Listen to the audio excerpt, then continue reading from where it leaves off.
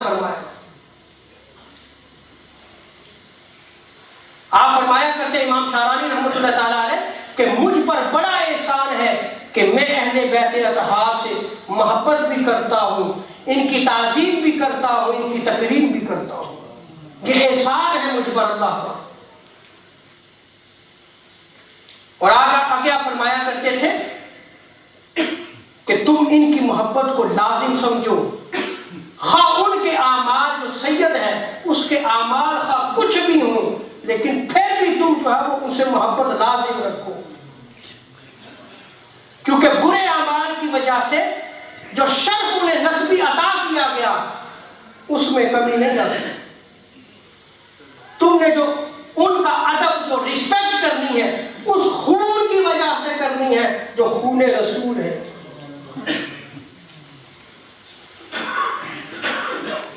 اب آپ یہ دیکھ لیں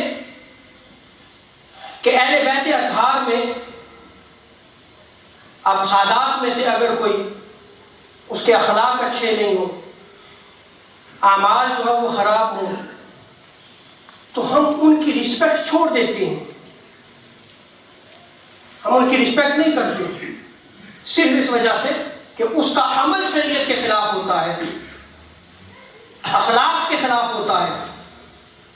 تو یہ یاد رکھ لیں کہ فتاوی رضویہ میں سیدی اعلیٰ حضرت رحمۃ اللہ تعالیٰ علیہ جب آپ سے پوچھا گیا کہ ایک شخص سید ہے لیکن اس کے اعمال اور اخلاق خراب ہیں،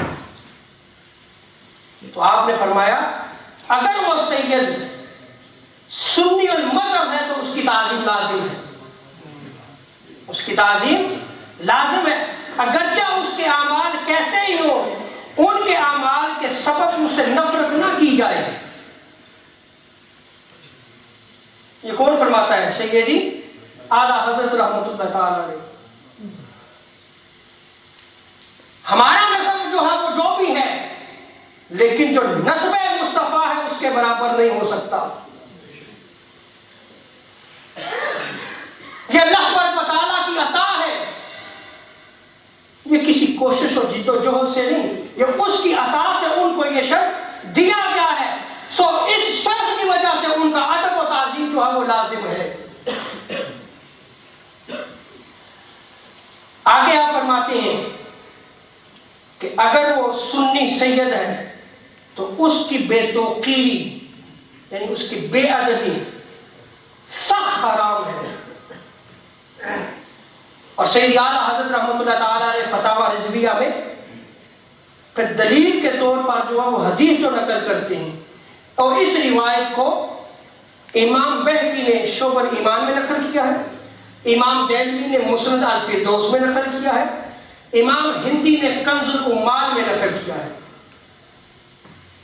سید عالم صلی اللہ تعالی علیہ وسلم ارشاد فرماتے ہیں من لم یعرف حق اطرتی فہو لأحد ثلاث، کہ جو ہم اہل بیت اطہار کے حق کو نہیں جانتا، حضور ارشاد فرماتے ہیں کہ وہ تین حالتوں میں سے کسی ایک حالت پر ضرور ہوگا. جو اہل بیت سے محبت نہیں رکھتا، بغض رکھتا ہے. اور آج دیکھ لیں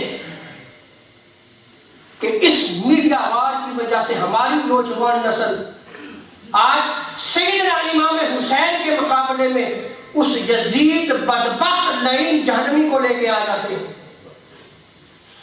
اس کے قصے گائے جاتے ہیں، قصے سنائے جاتے ہیں، اور نعوذ باللہ من ذالک اس کو امیر المومنین کہا جاتا ہے.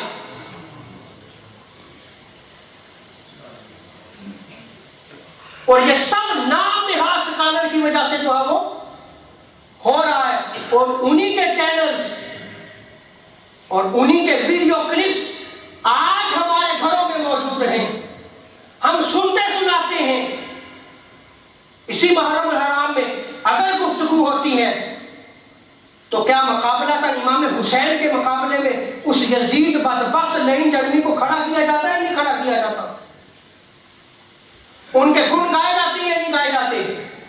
اور اس محرم الحرام میں اگر اہل بیت اطہار کا ذکر کر دیا جائے تو آپ پہ شیعہ ہونے کا جو ہے وہ بلیم لگ جائے گا کہ یہ شیعہ ہے۔ آپ اس منبر پر کھڑے ہو کر اگر اہل بیت اطہار کے مناقب اور فضائل کو بیان کرے تو کہا جاتا ہے کہ یہ شیعہ ہے۔ اس کی طبیعت میں شیعہ رنگت نظر آتی ہے۔ انا للہ و انا الیہ راجعون۔ تاریخ الخلفاء میں اس منبر پر بیٹھنے والے یاد رکھ لیں، امام جلال الدین سیوطی رحمۃ اللہ تعالی علیہ نقل کرتے ہیں، آپ فرماتے ہیں کہ ایک دفعہ امام حسن علیہ السلام جو ہے وہ جب دیکھا کہ سیدنا عمر فاروق جو ہے وہ منبر رسول پر بیٹھے ہیں تو مولا حسین فرماتے ہیں عمر نیچے تشریف لائیے، یہ میرے نانا کا منبر ہے، یہ میرے نانا کا منبر ہے۔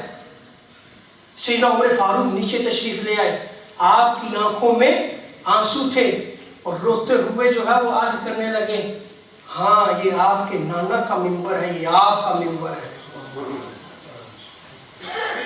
حضرت مولا علی وہاں پہ موجود تھے، آپ نے امام حسین علیہ السلام کی طرف دیکھا اور کہا، سیدنا عمر فاروق رضی اللہ تعالیٰ عنہ سے فرمایا کہ میں نے یہ ان کو نہیں کہا، انہوں نے تو اپنی طرف سے کہا ہے۔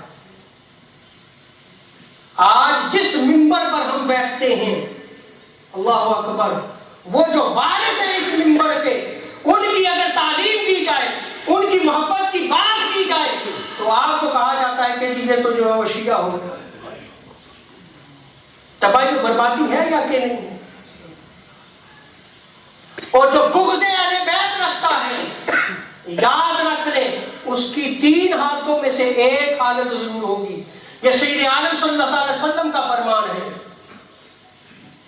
آپ فرماتے ہیں اما منافق، جب دیکھو نا کہ مولا حسین کے مقابلے میں یزید کو کھڑا کر رہا ہے، وہ منافق ہے، بدبخت ہے۔ وہ اگر مناقب یزید بیان کرتا ہے سمجھ لو یہ بغض اہل بیت کی وجہ سے کر رہا ہے، یہ منافق ہے۔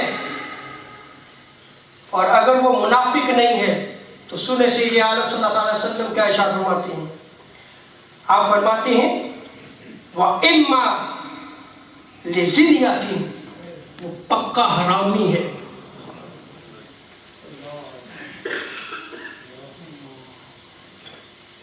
وہ اصل النسب نہیں ہے، اس کے نسب میں کوئی فرق ہے۔ دیکھو نا کوئی اہل بیت اطہار کی شان میں گستاخی کر رہا ہے، سمجھ لو کہ اس کا نسب ثابت نہیں ہے۔ اور آگے آقا علیہ السلام کا ارشاد فرماتے ہیں وَإِمَّا امْرَأٌ حَمَلَتْ بِهِ أُمُّهُ لِغَيْرِ طُهْرٍ، یا پھر یہ حیضی بچہ ہے۔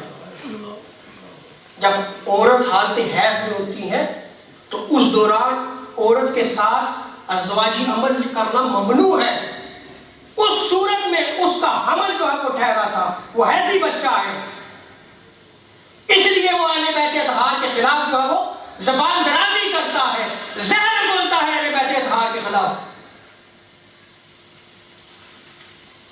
اور پیر سید مہر علی شاہ گولوی رحمۃ اللہ تعالی علیہ اپنے ملفوظات میں فرماتے ہیں کہ فضائل اہل بیت کرام وہبی ہیں، اللہ کی عطا ہے، سنیں عقیدہ۔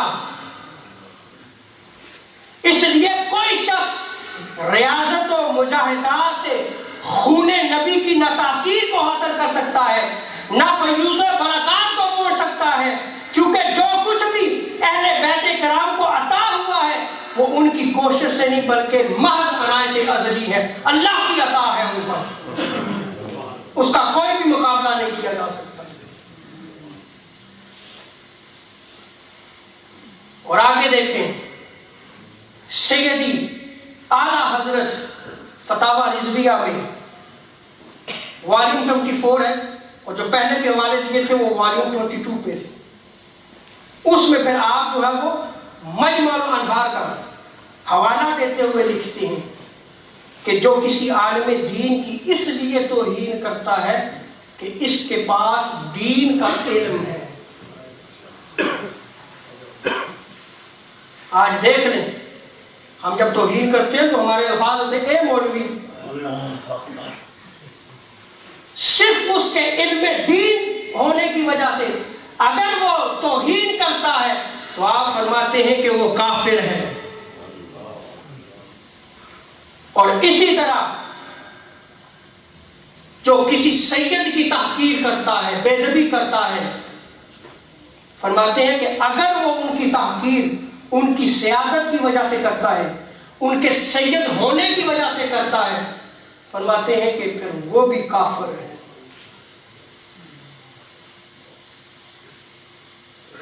اور آگے آپ فرماتے ہیں کہ سادات کی تعظیم فرض ہے اور ان کی توہین حرام ہے.